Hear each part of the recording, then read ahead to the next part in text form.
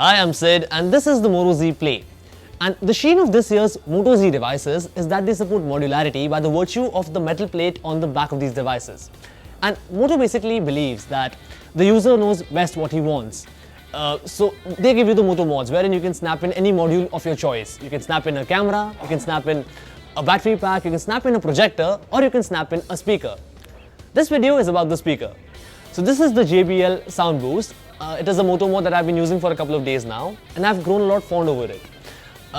It is a very cool thing to have, especially if you're an audiophile or even if you are a regular user. But should you spend that much money to buy it? What are some of its cons? How is the sound quality and what scenarios you can use it in? I'll be answering all of those in this quick review of the JBL Sound Boost.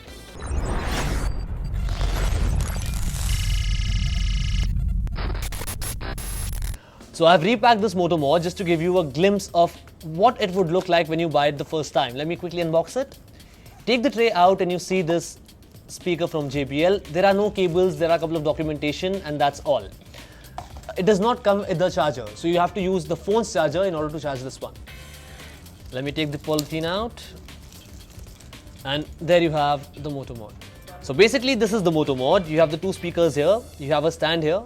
We'll come back later on how you can use the stand. There's the place for camera. Inside you have some kind of a pattern, some kind of a texture here.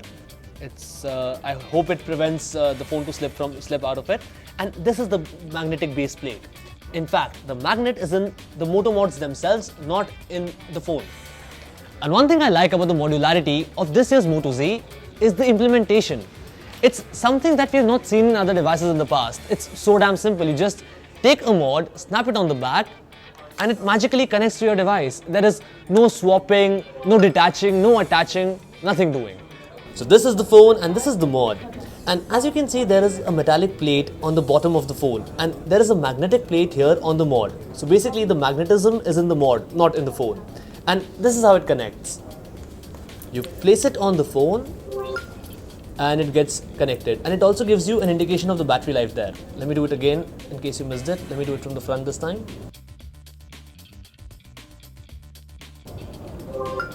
And as you can see, it gives you the connected status along with the battery life. There's also a separate setting for the Moto Mods, which I'll show you, where you can gauge the battery life and know more about this mod and get a bunch of other information like what update it is on right now. Now if you are an audiophile, you're really gonna love this device. First and foremost, I have issues with the phone's internal speakers. Not just this phone, any phone for that matter, they are not very loud enough. This gadget comes in very handy. When you connect it with this phone, you can throw it across the table and put on some soothing music when you come back from work, or you can take it to a party along and it can be your personal boom box. The good thing is that this thing is very portable. You can snap it on your phone and leave it there while you put it in your pocket. Or if there's a party in your house, just snap it on for the extra volume. But since the speaker placement is at the back of the device, that means that you cannot listen to the songs while the phone screen is up. It basically muffles the whole experience. Instead, you'll have to flip it over, or you can open this kickstand. Coming to quality now, it's not very loud in my opinion, but it is very clear and definitely a great boost compared to the internal speakers of the smartphone.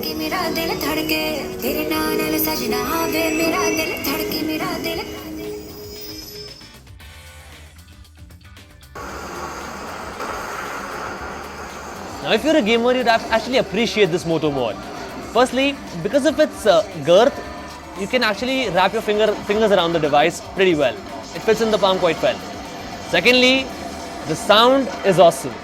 I mean, if you're like me and you don't like to listen to your headphones while playing a game, this actually feels very nice. Moreover, the sound effects seem amped up. And as you can see, I'm gonna kick ass in asphalt.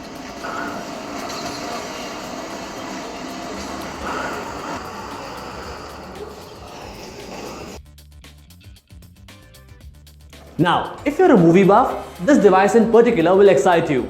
Not only because of the enhanced audio quality that you would get from it and the clarity of the dialogues and the amped up sound effects and of course songs, but more importantly because the kickstand is a very convenient way of making your phone stand out. But because of this stand which comes out and it places your phone screen in a very comfortable position to watch. You can put it up on a desk or your lap and it acts like a very convenient phone stand apart from being a very soothing speaker. आँख मूंद कर देख रहा है, साथ समय के खेल रहा है, महादेव महाएकाकी, जिसके लिए जगत है जागी. So, it's quite a cool product to have. However, nothing in this world is free from limitations, and this one has some of them too. First up, it makes the phone a bit too bulky and a bit too weighty. It increases the girth and the weight by a noticeable margin. Secondly, the mods have their separate battery life. They come with, I believe, 1000 mAh of battery, and you have to keep on charging them. They do not use the phone's battery, which means that you have to charge the phone separately and the mod separately. That might be a bit of an issue when the mod is dying and the phone is at the full battery. Creates some kind of a distortion to me. The second thing is that the mods require a USB Type-C charger to charge. However, they do not ship with a USB Type-C cable or a charger. You have to use the phone's charger. So there's some sharing going on there as well.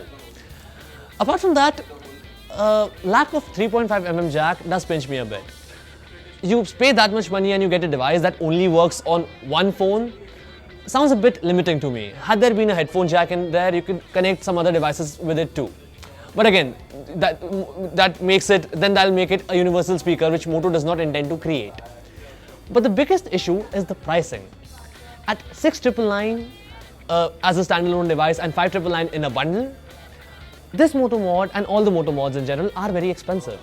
The thing is, instead of buying a sound boost, you can get a Bluetooth speaker for much less of a price, with the only drawback that you have to connect it every time over Bluetooth. But I think anyone would trade off that much money in lieu of convenience. But keeping the price aside, I think it's a very good MotoMod to have, especially if you're an audiophile. If you like to listen to loud sounds, if you like to carry your speakers everywhere, and if you are planning to buy a Moto Z or a Moto Z Play, this MotoMod is a great buy.